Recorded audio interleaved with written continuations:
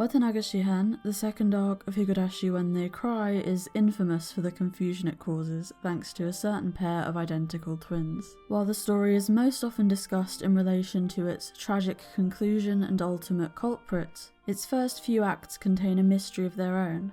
In this video I want to talk about Mion Sonozaki, one of Ryukishi Zeronana's subtlest character writing triumphs. To provide a comprehensive guide as to which scenes in the arc are her, and to discuss just how much these scenes tell us about her. I've spoken about both Mion and Shion before on this channel, as well as about the wider themes of their arcs, so I'm going to keep retreading familiar ground to a minimum. Very simply, Higurashi's first 3 question arcs are about Keiichi's relationships with his friends, and the ways in which his views of them are challenged as he learns more about each of them. In Watanagashi, the initial conflict comes as a result of Keiichi not realising Mion wants him to treat her like a girl. It all begins when the club hold an event at Mion's uncle's toy store. As thanks for the patronage they drew in with the event, he gives each of the club members a gift, with the exception of Mion as she's family. When Keiichi finds out his gift is a doll, he opts to give it to Rena, despite the fact that Mion was the only one who didn't get anything, his reasoning being that it wouldn't suit her. He's worried that gifting her the doll will threaten their dynamic. When Mion tries to laugh the situation off with a few self-deprecating jokes, Keiichi concurs. She might as well have been born a boy. We won't have it spelled out for us for some time, but this incident hurts Mion deeply. We later see that she calls Rena that night in tears, stating her want to begin her relationship with Keiichi over and have him see her as a girl this time, perhaps eventually allowing them to become more than just friends. Later in Miyakashi, we watch her have the same discussion with Shion. With the two's encouragement, she resolves to begin making an effort to change her relationship with Keiichi. If you're familiar with Higurashi through the 2006 Studio Dean adaptation, you might be thinking, hold on, I don't remember that scene with Rena. And that would be because it was cut, and it isn't the only one. Playthroughs covering this part of Watanagashi, the part that begins and ends with the 2 doll scenes, are 8 hours in length. The 2006 anime opts to dedicate this section of the story one 20-minute episode. This is necessary to mention because, unsurprisingly, a great number of changes were made to the arc as it was being compressed, and these are likely the cause of much of the confusion that surrounds it. So let's start clearing things up. The character of Shion is first introduced in a scene where Keiichi visits Angel Mort with his dad, though this is merely Mion putting on an act. Before this, we find out in a tip that Mion rotates through working at various family businesses on a casual, as-needed basis. This is of note as Shion begins a genuine part-time job at Angel Mort a year prior when she first moves back to Okinomiya in order to support herself, and is well accustomed to the job as a result. Mion, by contrast, is evidently struggling. Keiichi notes that she must have just been hired, and she later tells him it's her first shift. Of course, Keiichi immediately recognises her, and the ensuing conversation is clearly one taking place between 2 people who know each other, with Keiichi even calling Mion by her name. Having been put through a particularly degrading punishment game earlier that day, Keiichi, being the delightful person that he is, begins to sexually harass Mion as payback. The twins can very often be distinguished simply through their personalities and behavioural quirks. While Mion is deeply embarrassed by having to wear the restaurant's uniform, we see in other scenes that Shion doesn't mind it at all, and is even happy to leave the restaurant with it on. She would not so much as flinch at this situation. But as we haven't met the actual Shion yet, we don't know this. Mion, meanwhile, is at this point absolutely mortified and desperately seeking a way out of the interaction. It's only once Keiichi has humiliated her that she decides to say she isn't Mion at all, actually. Here we get some really clever line delivery on the part of Satsuki Ukino, Mion and Shion's extremely skilled seiyuu. We can literally hear Mion make the decision in this line, as she moves from simply being a less confident version of her usual self to actively taking on a persona. Mion's aim in this scene is not to genuinely convince Keiichi that she's a different person, but to find a loophole that allows her to avoid acknowledging the embarrassing encounter the next day. The act of pretending to be her identical twin is something Mion is well acquainted with. But this Shion is different. It's her real self. The person she was before her family accidentally tattooed the younger twin and forced her to take on her current name. It's her attempt at being honest with herself. Keiichi understands this and decides to go along with it, though not before pointing out that they'd been talking as though they already knew each other for some time. For a while, Mion seems to waver, unsure of how much she wants to commit to the act. She says she felt like she already knew him because Mion talks about him so often, then later says in another scene her and Shion don't talk much at all. She defaults to calling him Kei-chan before asking him if that's okay. It's exactly because the actual Shion would never make these kinds of mistakes that she is able to fool everybody at the end of this arc. When Keiichi asks if Mion ever works there, she echoes his own words back at him. It wouldn't suit her. Then, to her surprise, Keiichi compliments her, reiterating that yes, the uniform would never suit Mion, but that it does suit Shion. Thus, Mion has essentially just been told that Keiichi prefers this side of her. As the two finally say their goodbyes, they discuss Keiichi's punishment game from earlier that day, something Shion wouldn't have had any way of knowing about, almost as if to labour the point. She is Mion, and she wants him to remember that he's seen this new side of her. Keiichi gets it. He thinks about exposing the lie by asking Rena the next day whether Mion really does have a twin sister, fully expecting that the answer will be no, but thinks better of it. If this is how Mion wants to do things, he'll go along with it. After all, it's a chance to flirt without threatening their friendship. Keiichi enjoys this new experience and the intimacy of sharing a secret. The 2006 anime version of this scene forgoes most of this detail, even failing to have Mion initially act as though she knows Keiichi, so that we have no reason to think she isn't a genuine stranger. On top of this, in this version, Keiichi goes to Angel Mort straight from the event at the toy shop, rather than this happening on a completely different day. So Mion hasn't even had time to get properly upset about the doll incident and make her decision to change her relationship with Keiichi. Go comparatively goes to a real effort to make clear that this scene is Mion, even having Satsuki Yukino literally use her usual Mion voice up until she decides to start the Shion charade.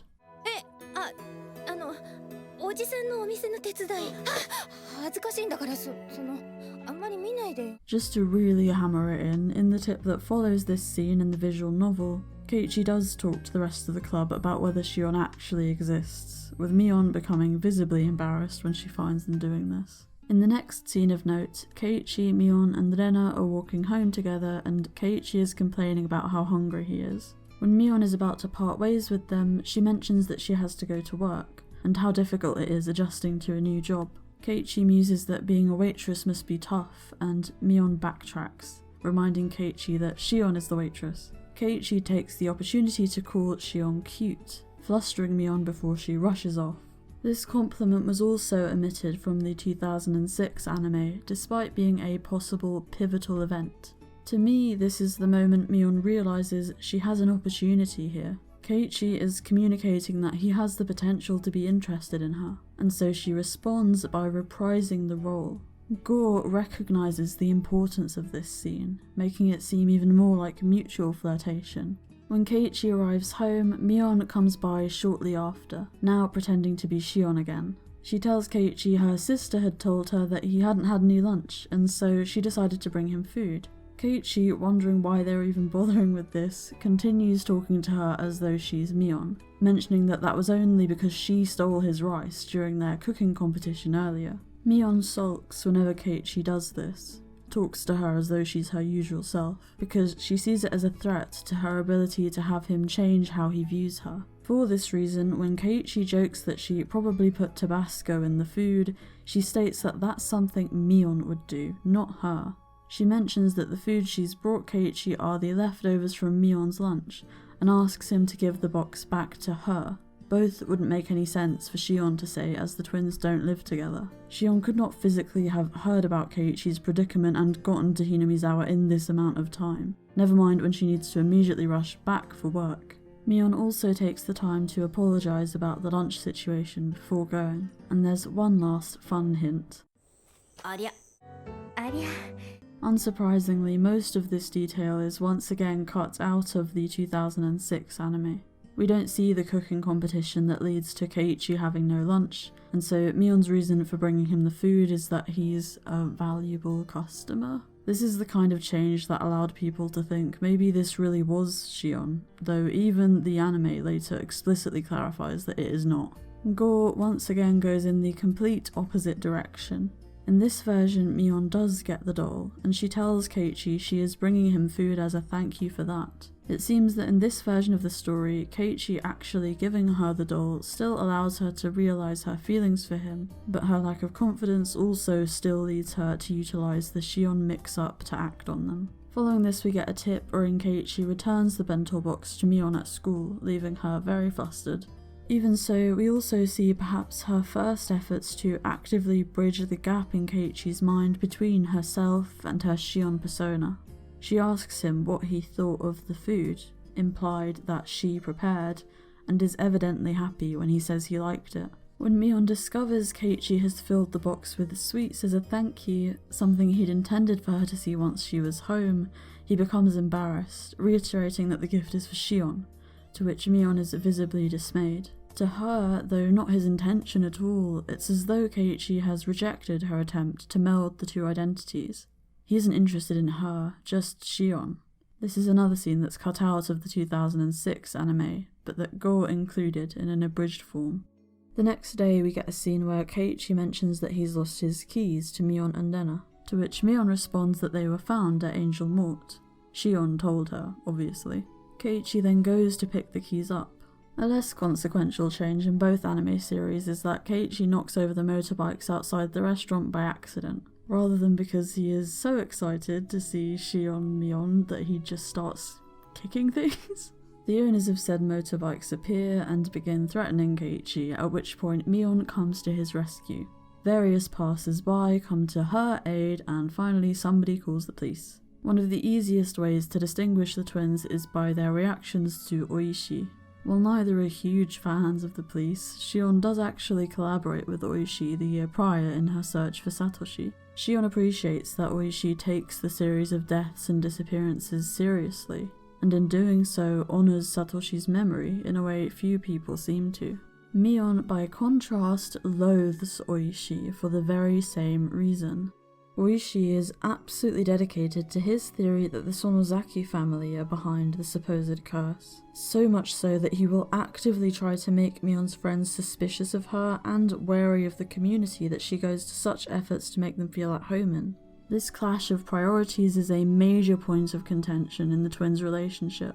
When Keiichi and Mion go into the restaurant, she takes some time to explain the history of Hinamizawa, the dam war, and the solidarity amongst its residents. The reason they would go out of their way to help a stranger like him. This speech is again very telling that this is Mion. Her love of and admiration for her hometown are evident, both things Shion does not share in the slightest. Shion's status within her family and the abuse she suffers as a result of this make Hinamizawa into an incredibly painful place for her, a reminder that she has nowhere to belong.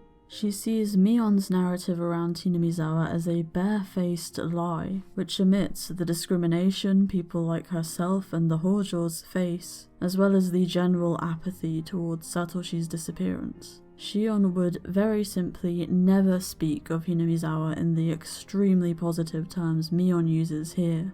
For all these reasons, Shion loathes her grandmother most of all, calling her Oni Baba or Demon Granny when she's not around, and the more polite Oba-chan when she is. Mion, on the other hand, calls her grandmother Bacha, a less refined nickname which betrays her rural dialect and their close relationship. A very clear indicator that this is Mion is the use of this nickname in this conversation. By this point, Keiichi and Mion's interactions are comfortable, flirtation melding with their usual banter. It seems as though they are reaching the point where Mion can drop the act and their relationship can continue to develop naturally. Perhaps to test the waters, she even asks him directly, does he still not see Mion as a girl? When they part ways, Keiichi refers to her as Mion, and this time she doesn't correct him.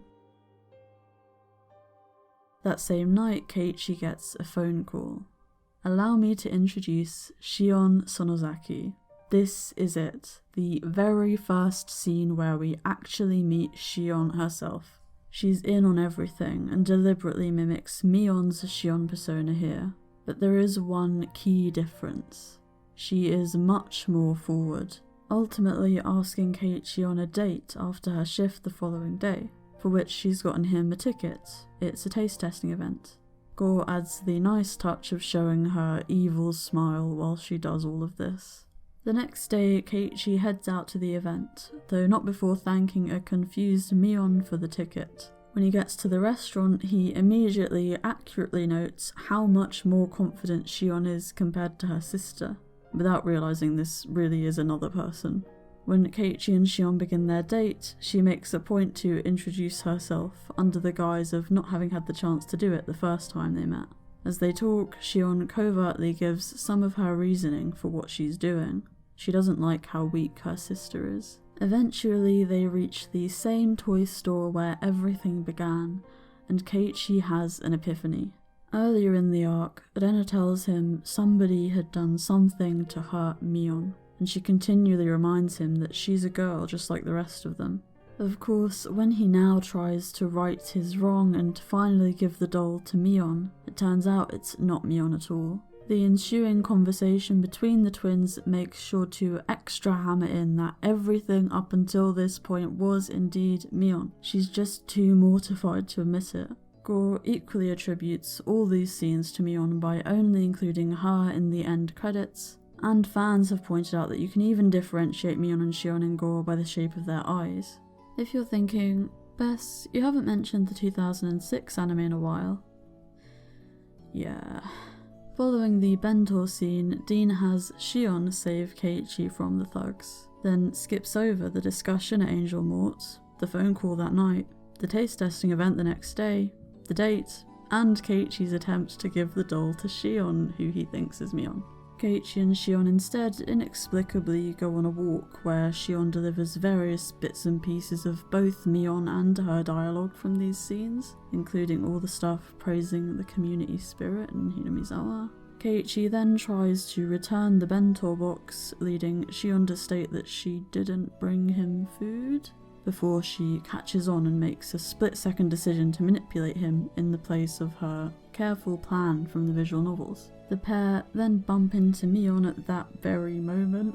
The gig is up, and the storyline unceremoniously and dissatisfyingly draws to a close. We don't see Shion's burgeoning resentment towards Mion over the fact that she's complaining about all this doll stuff without acknowledging Shion's pain over Satoshi's disappearance, nor her ultimate premeditated attempt to disrupt that relationship when she finds out, as insult to the injury, that Mion is, in a way, using her identity in order to establish this relationship and this happiness that she can't have. All stuff that tells us a lot about how callous and calculating Shion can be, and is really important setup for what will eventually happen later in the arc. We don't see Keiichi get the character development of coming to understand how he had hurt Mion and attempting to resolve it, in a gesture that may well have resulted in the kind of change to their relationship Mion was striving for. We don't get to see Mion abandon all her efforts and pretend none of this ever happened, specifically after Shion puts her in a situation where the only other option is to be honest about what she's been doing, because she finds that too difficult. I'm not bitter about how this arc was handled. Where'd you get that from? One of the biggest changes made in Dean's adaptation of Higurashi was the omission of the twins' original switch. In reality, Mion was born as Shion, the younger twin, and only took on her current name when her family confused her for her sister and gave her the tattoo meant for the heir to the family. This means it was Mion who experienced the neglect of being the unwanted younger twin in her formative years. Very likely the reason she still finds it hard to articulate her wants and needs. The thought of having to be honest with Keiichi about wanting to become closer to him and wanting him to show her love and affection are insurmountable for her. Somebody who is so used to being refused that love, and to having to adopt another identity in order to receive it. This is why when Shion puts her in a position where she will have to admit to Keiichi that this is what she has been doing, and essentially tell him how she feels whilst being Mion rather than Shion, she opts to run away instead. While Mion may not have as many scenes dedicated to her throughout Higurashi as her co-cast, not one iota less effort has been put into her character. She is simply a character Rikishi makes you put in effort to understand, the very same way those closest to Mion have to work to knock down her defences. It's not an effort I feel enough people make. And this video is the result of every time I've seen somebody mistakenly buy into her act and insist that scenes that tell us so much about her aren't her at all. Mion and Keiichi's romance is one of the most honest and endearing depictions of two teenagers trying to work out how to navigate these sorts of scary, unfamiliar feelings and situations that I've seen, and it carries the beginnings of something beautifully genuine. But make no mistake, this is a story about Mion's relationship with herself. Her fumbling and diffident but decidedly driven efforts leave Watanaga Shihen far removed from tales of wistful young girls waiting to be swept off their feet, all the more so because she harbours such familiar self-doubt. Much like her sister, while romance is a central element of Mion's story, it never defines her, because through her proactive efforts to overcome her insecurities and seek out the happiness and love she has continually been denied, we see both incredible vulnerability and incredible strength that are hers and hers alone. It's a wonderful subversion of a setup that often leaves the female character in the shadow of their love interest, one that shows romance and its associated emotions can be an important part of a teenage girl's experience of the world, without being even close to all of it. For all these reasons, seeing Mion finally confess her feelings to Keiichi and Go was a wonderfully cathartic moment, a testament to her self-growth. I just hope that whichever direction her character continues to develop in from here, this video can serve as a reminder of the incredibly strong basis it has been built off of, a celebration of the bravery of embracing our emotions and selves entirely, just as they are.